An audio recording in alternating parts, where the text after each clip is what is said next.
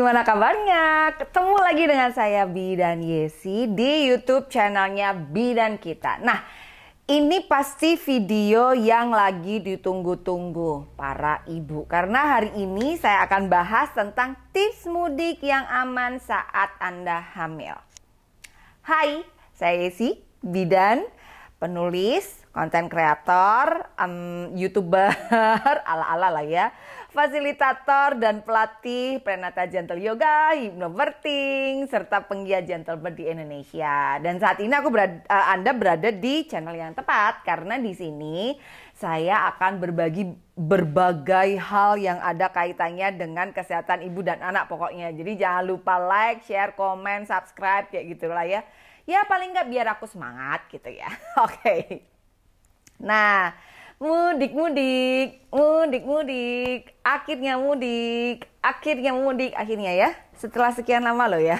Jadi setelah kita sekian lama nggak boleh mudik, gegara koroncas alias corona, akhirnya lega karena sekarang pemerintah sudah mengizinkan tahun ini Anda boleh mudik. Tentunya dengan syarat-syarat misalnya udah imunisasi booster, dalam kondisi sehat dan menjaga protokol kesehatan. Walaupun di sana simpang siur ada yang kalau nanti ketemu nggak boleh makan-makan, masa lebaran nggak bisa makan-makan, enggak ya?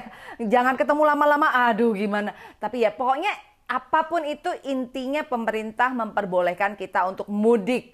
Puji Tuhan. Dan sekarang sudah nggak harus PCR atau kalau mau naik pesawat nggak harus dicolok-colok sampai hidungnya pedes. Kalau mau mudik gitu kan, pakai kereta juga nggak harus dicolok-colok, gitu. Nah, oke. Tentunya kita nggak pengen pada saat mudik kali ini malah bikin masalah dan bikin gelombang ketiga. Dan aku nggak pengen, aku juga dan kita, saya dan Anda nggak pengen pengennya mudik kali ini menjadi lebih aman, nyaman untuk Anda dan keluarga. Dan hari ini aku akan share tentang tips mudik yang aman dan nyaman untuk ibu hamil.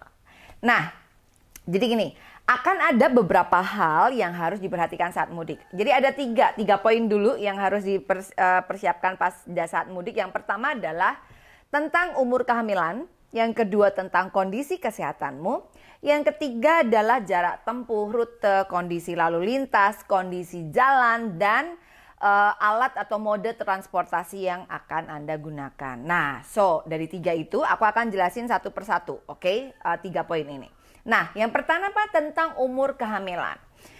Kapan waktu yang aman untuk mudik sebenarnya? Nah, sebenarnya sering kali kan pada pertanyaan begitu, kadang-kadang ada yang orang datang ke klinik minta surat untuk mudik gitu kan, aman mudik gitu ya. Sebenarnya paling aman untuk mudik itu dan melakukan perjalanan jauh adalah saat Anda di kehamilan trimester 2. Jadi kira-kira ya 12-13 minggu sampai 28 minggu. Nah, kenapa? Karena di usia tersebut kondisimu sudah relatif aman. Jadi, kalau mudik di trimester 1 alias kurang dari 12 minggu, kan kadang banyak tuh ibu hamil yang masih mabok, masih mual muntah, masih lemes, masih pusing, ya kan? Benar enggak?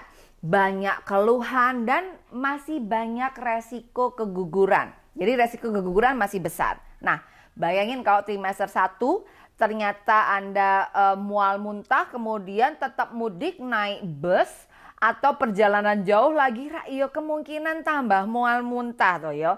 Kemudian belum lagi kemungkinan kontraksi dini akhirnya keguguran. Malah niatnya mudik mau silaturahmi bersama keluarga, malah harus mondok ke rumah sakit. Mau silaturahmi temu kangen setelah sekian tahun nggak bisa ketemu, malah harus rawat di rumah sakit gara-gara nekat mudik di trimester 1 terus malah keguguran lah. Gimana dong?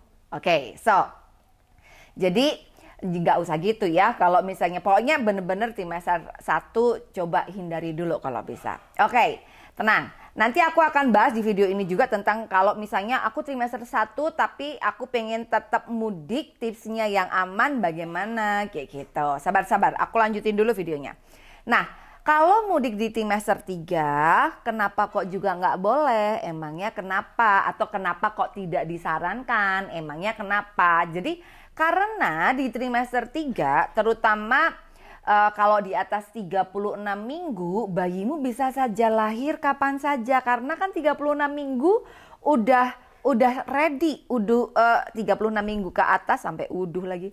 Di atas 37 minggu apalagi udah mulai ready untuk bisa dilahirkan. Jadi nggak lucu kalau misal pas mudik harus naik kendaraan umum, bus, travel maupun kereta api atau pesawat. Walaupun memang kalau pesawat memang nggak boleh ya udah usia segitu. Tapi di tengah jalan bikin heboh gara-gara ketuban pecah dini atau kontraksi. Atau nyampe rumah orang tua niatnya ujung alias sungkem ke saudara-saudara kampung. Aku orang Jawa jadi ngomongnya ujung, kalau lebaran tuh bakdo gitu kan. Taunya sampai rumah malah lahiran padahal nggak ada persiapan sama sekali. Wah, ribet nanti Bu, beneran. Nah, kalau misal nih Anda hamil trimester 3 tapi ngebet pengen mudik tetepan, secara udah 2 tahun nggak mudik. Nah, kira-kira apa yang harus disiapkan? Nah, itu juga aku akan share di video selanjutnya. Jadi sabar. Kita lanjutin video ini dulu, oke? Nah, sekarang itu poin 1 tentang umur kehamilan. Poin 2 tentang kondisi kesehatan. Oke, balik lagi. Kamu mau turun kah? Nah, kalau mudik perjalanan jauh, kalau mau mudik dan perjalanan jauh, ya pastinya ibu hamil mesti tahu kondisi kesehatannya dan kondisinya juga harus kondisi prima. Usahakan tidak sedang dalam kondisi kecapean, batuk pilek apalagi beberapa hari atau perut kenceng-kenceng terus selama beberapa hari padahal belum waktunya untuk lahiran misalnya, alias ada tanda-tanda persalinan prematur, ya mau nggak mau Anda harus mengurungkan niat untuk mudik dulu kalau itu ada pada diri Anda. Atau kalau mau lebih aman, silahkan sebelum mudik periksa dulu ke bidan atau dokter untuk mengecek dan memastikan kondisi kesehatan Anda baik atau tidak, kemudian layak atau tidak untuk mudik.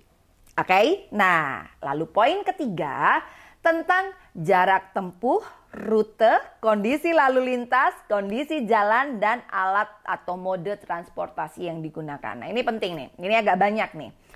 Yang pertama jarak tempuh.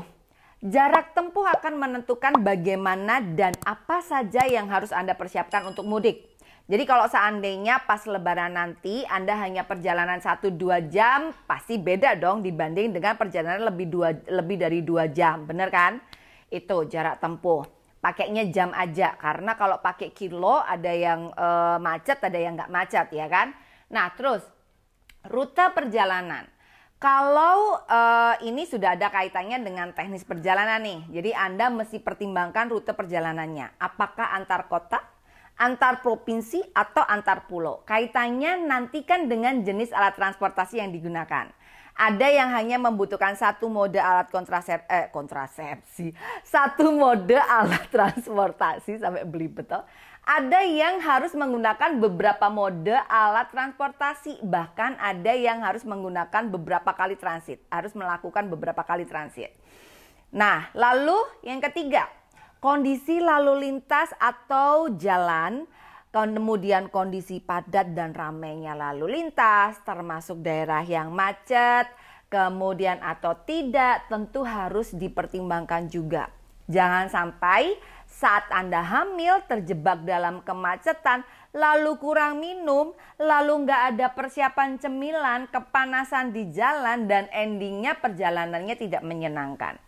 Kondisi jalan juga penting. Antara ibu yang perjalanannya dalam kondisi mulus lewat jalan tol, halus mulus, dengan kondisi yang menanjak, naik turun, penuh tanjakan, belak-belok, rusak gitu kan, berliku-liku, berbatu, tentu beda. Itu harus jadi pertimbangan juga. Kemudian alat transportasi yang digunakan juga harus menjadi bahan pertimbangan. Karena antara yang naik mobil pribadi dengan naik alat transportasi umum, misalnya travel, kemudian bus, kereta api, atau bahkan pesawat terbang, tentu persiapannya akan beda. Oke, Lanjut ya. Nah, sekarang aku akan coba kasih tips-tips dulu. Mulai dari yang paling awal dulu. Tentang satu, persiapan mudik. Yang kedua nanti tentang saat perjalanan mudik. Yang ketiga, pasca mudik alias setelah sampai di tempat tujuan. Oke, tunggu dulu. Jadi pada saat aku akan cerita tentang yang saat mau mudik, kemudian saat perjalanan mudik, kemudian pasca mudik alias setelah sampai di tempat tujuan.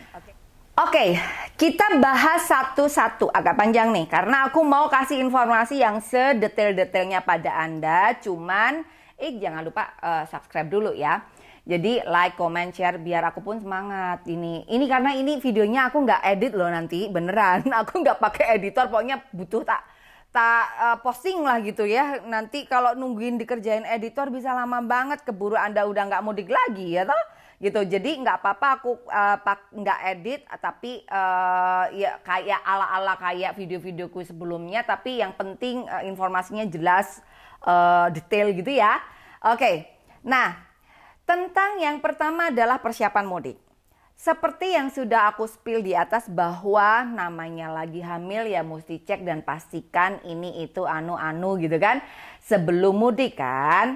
Nah ini dia tips untuk Anda. Yang pertama, ketika umur kehamilan Anda masuk ke kategori aman untuk mudik dan perjalanan jauh, maka pastikan dulu niat untuk mudik. Ingat, ini adalah sugesti dan afirmasi positif. Oke? Niatkan bahwa mudik kali ini semua berjalan lancar, aman, selamat, dan nyaman. Pokoknya niat harus baik dulu. Emosi dan energi juga harus positif dulu. Jangan sampai mudik dalam kondisi marah, sedih, berburu-buru, atau panik. Bahkan kalau pas di perjalanan tuh, jangan sampai kamu ribut di mobil gara-gara pas lagi mudik. Dah, no, nggak boleh. Terus, yang kedua, pastikan kondisi tubuhmu dalam kondisi oke, janinmu juga sehat. Intinya sebisa mungkin periksa dulu seperti yang aku tadi bilang sebelumnya ke provider sebelum mudik. Supaya kamu tenang. Jadi kalau perlu minta surat keterangan sehat dan layak mudik dari provider. Dibawa supaya kalau misal nanti ada Anda pulang kampung, lalu mau cek kehamilan ke providermu di sana, maka ada informasi tentang kondisimu lalu melalui surat tersebut. Kalau perlu bawa buku KIA atau buku PINK. Oke, catatan tentang kehamilanmu tetap dibawa. Yang ketiga, pastikan secara teknis semua sudah aman nih dan tertata dengan baik, mulai dari jarak tempuh, rute, mode transportasi yang digunakan seperti yang sudah aku bahas tadi sebelumnya. Seperti biasa, pokoknya kalau mau pergi pastikan kondisi rumah ditinggalkan dalam kondisi aman. Jadi tidak ada kompor yang masih nyala, listrik harus sudah pada dimatiin, paling penerangan secukupnya saja, pastikan semua resiko-resiko kayak konsleting atau dan lain sebagainya itu minim.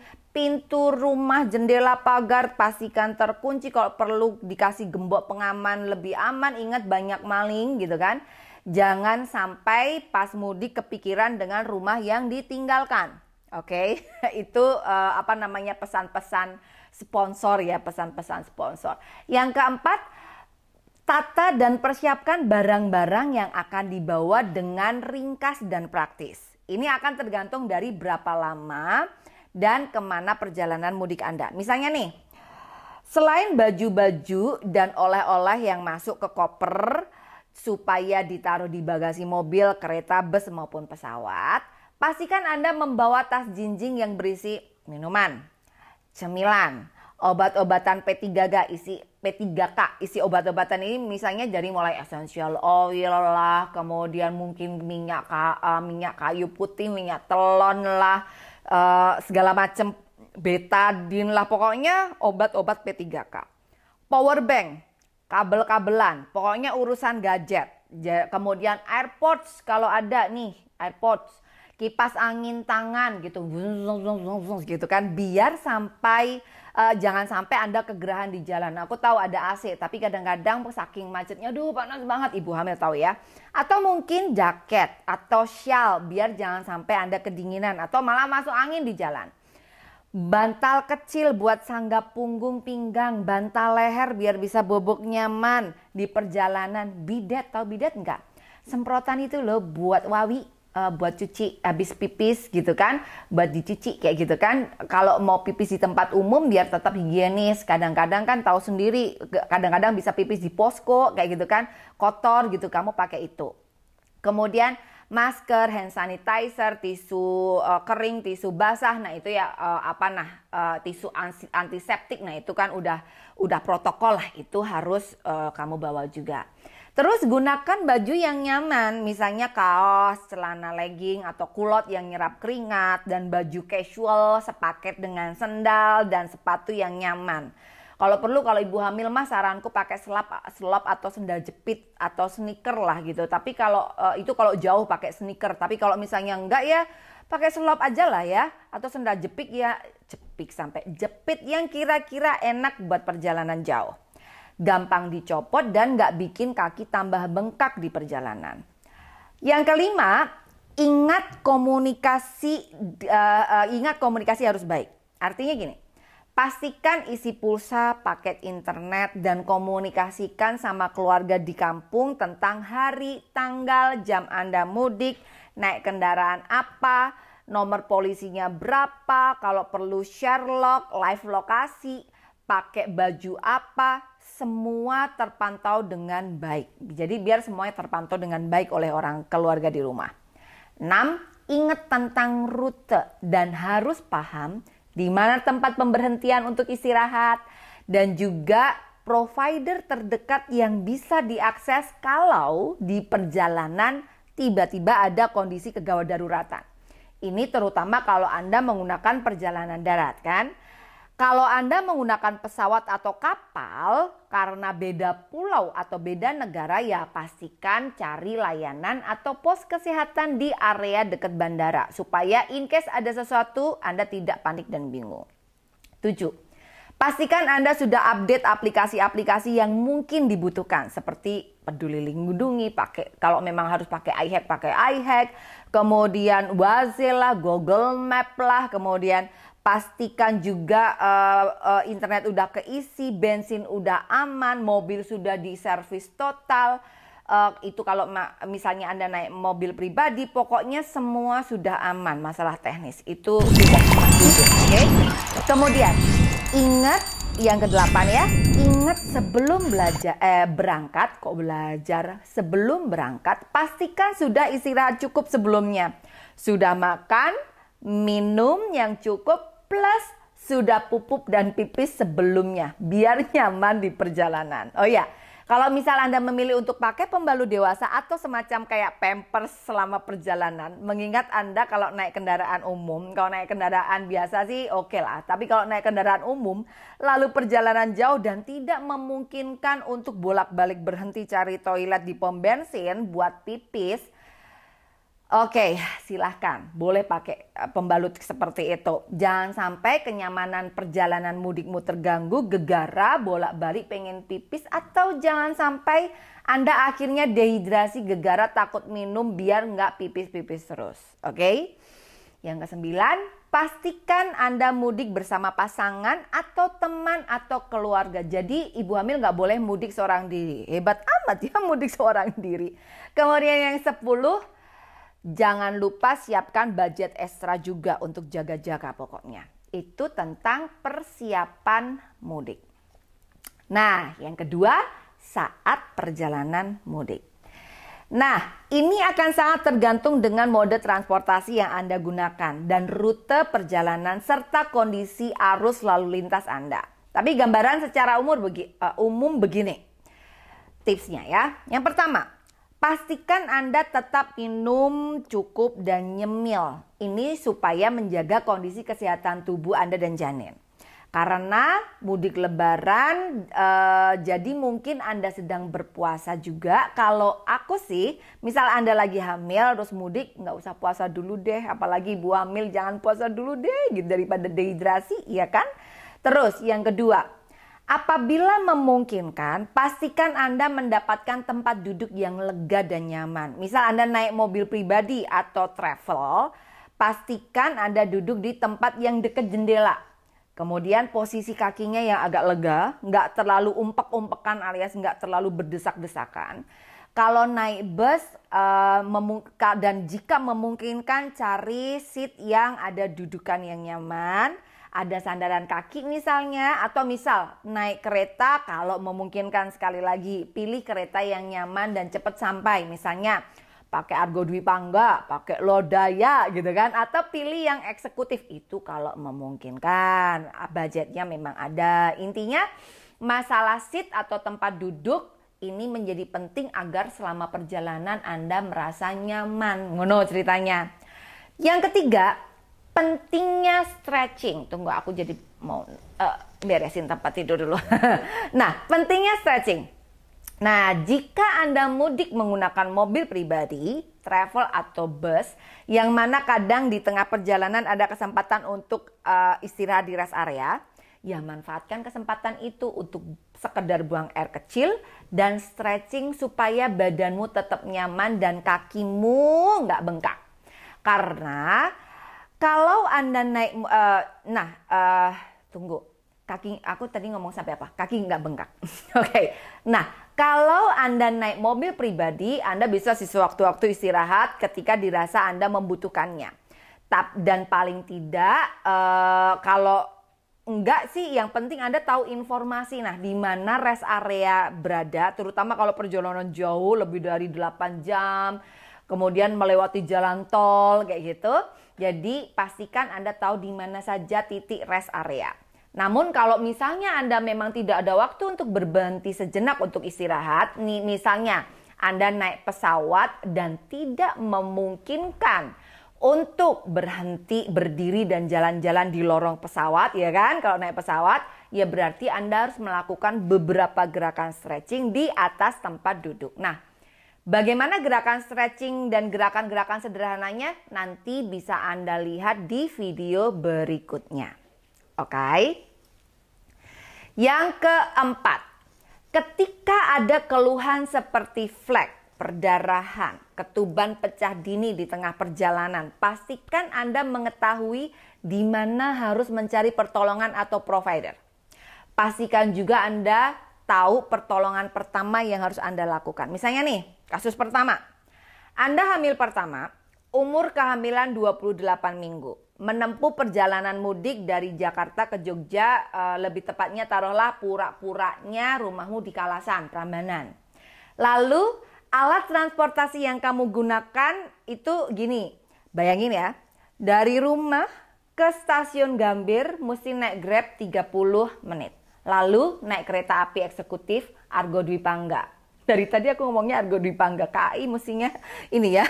Nah, berangkat dari Gambir jam 8.50. Jadwal sampai ke stasiun Jogja mestinya jam 15 alias jam 3 sore. Lalu menuju ke rumah dari stasiun Jogja sampai Kalasan Prambanan dijemput saudara naik mobil perjalanan sekitar 45 menit. Itu kalau nggak macet, kalau macet ya lebih. Nah, dalam perjalanan ternyata kontraksi palsu terus menerus dan mulai dari Purworejo, kemudian tapi lama-lama kok intens, kemudian ada flek dikit, cuman gerakan janin masih aktif. Nah, apa yang Anda dilakukan? Jadi dari Gambir ke Jogja, di Purworejo ternyata kok kencang-kencang. Nah, kalau dilihat dari Purworejo sampai Jogja itu sekitar 1 jam. Artinya berarti selama 1 jam itu yang Anda lakukan adalah 1, Anda minum cukup, relaksasi hypnobirthing. Lalu Anda visualisasi dan ajak bicara sama dirimu, sama janinmu supaya dia tenang dan kontraksi mereda. Mungkin makan snack, siapa tahu kamu lapar. Terus coba pakai pembalut supaya bisa terukur berapa banyak flek yang keluar. Jadi ibu hamil yang pergi wajib bawa pembalut ya. Kemudian ganjal pinggang dan punggung pakai bantal biar nyaman. Hubungi keluarga supaya nanti begitu sampai stasiun Anda nggak perlu nunggu jemputan terlalu lama. Dan jika memungkinkan mampir dulu ke klinik di sepanjang perjalanan dari Jogja stasiun Tugu atau stasiun Jogja ke mana? Kalasan Prambanan, mampir dulu ke klinik supaya dicek dulu kondisimu. Nah, itu kasus yang pertama contohnya. Bisa ngebayangin ya? Terus, kasus yang kedua misal, Anda hamil kedua, tapi umur kehamilannya sudah 36 minggu.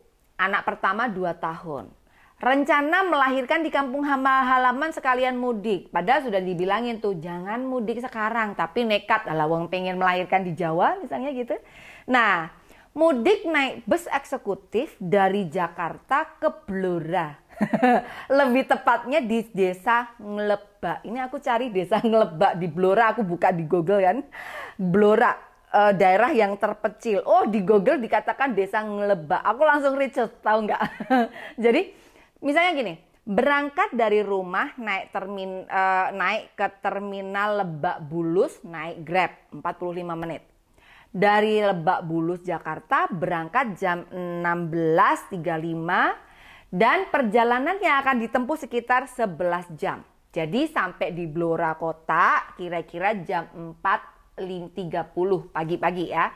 Dari terminal Blora kota menuju desa Nglebak kira-kira butuh waktu 2 jam kalau naik mobil. Nah, di tengah perjalanan nyampe kota Rembang ternyata tiba-tiba ketuban pecah dini. Piok gitu. Nah, kira-kira apa yang akan kamu lakukan? Kenapa aku share begini? Karena aku pernah punya klien yang kasusnya begini, guys. Jadi aku bahas, tapi ini aku akan bahas di video lain tentang kasus kedua ini. Biar video ini nanti nggak terlalu panjang dan Anda malah ngantuk malah nanti. Oke? Nah, tunggu ya video lain ya. Nah, oke. Terus 5. Perhatikan kondisi tubuh dan kondisi janin. Jangan memaksakan diri untuk mudik jika memang kondisinya nggak memungkinkan. Oke? Nah, sekarang yang ketiga tentang pasca mudik. So, ketika sampai di rumah, pasti Anda senang banget dong ketemu dengan keluarga dan saudara. Tapi ingat, hal pertama yang harus Anda lakukan adalah, yang pertama, istirahat yang cukup dulu. Kemudian yang kedua, pastikan kondisimu sehat, gerakan janinmu normal. Yang ketiga, pastikan makan dan minum cukup lagi-lagi. Yang keempat, ingat untuk relaksasi dan latihan nafas supaya tenang dan nyaman dulu. Yang kelima, apabila memungkinkan untuk melakukan pemeriksaan kesehatan ke provider di daerah setempat, silakan lakukan untuk memastikan kondisimu dan janinmu sehat.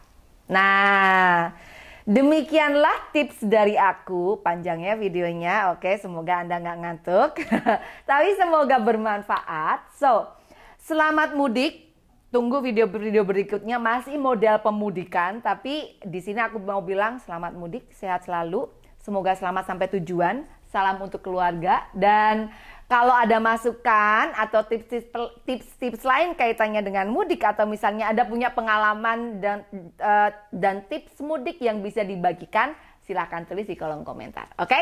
Sip, thank you, terima kasih dari saya. I love you. Dadah.